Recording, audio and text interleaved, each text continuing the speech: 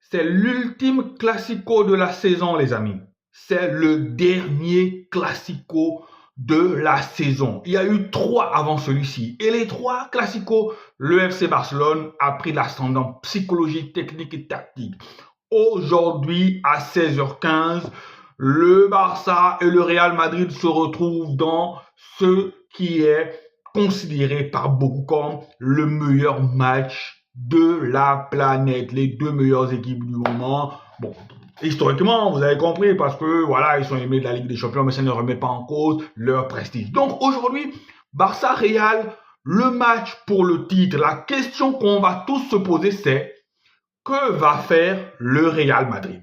Est-ce que le Real Madrid aura le sursaut d'orgueil? Est-ce que le Real Madrid voudra essayer de vaincre le signe indien? Parce que c'est déjà une humiliation d'avoir perdu 3 classicos dans une saison. Mais imaginez-vous perdre un 4e classico. Je ne sais pas si dans l'histoire c'est déjà arrivé que le Barça et le Real se rencontrent 4 fois dans une saison et que le Real gagne les 4 confrontations.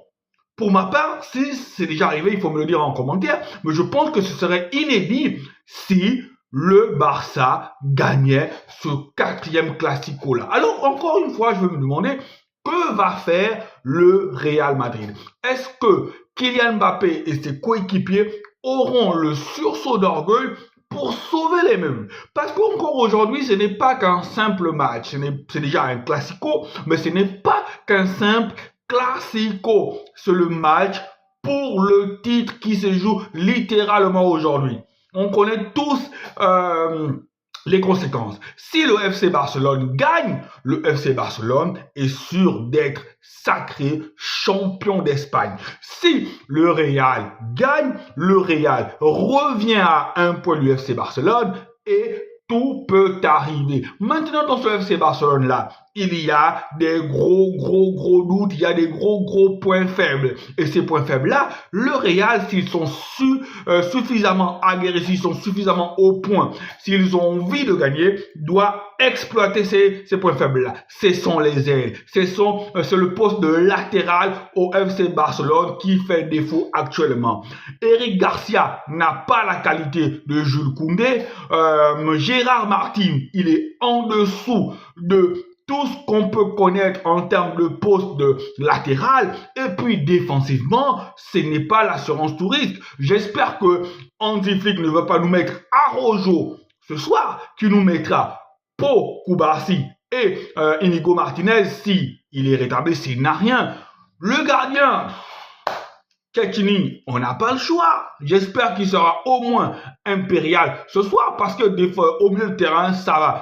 Et je pense que Lewandowski va commencer ce match-là, parce que Lewandowski est à la lutte avec Kylian Mbappé pour le titre de Pichichi, et il y a juste un seul but qui les sépare. Maintenant, est-ce que aujourd'hui on aura un grand Vinicius? Est-ce qu'on aura un grand Rodrigo? Déjà, est-ce que Carlo Ancelotti fera jouer les 4 fantastiques, c'est-à-dire Vinicius, Rodrigo, Mbappé, Bellingham?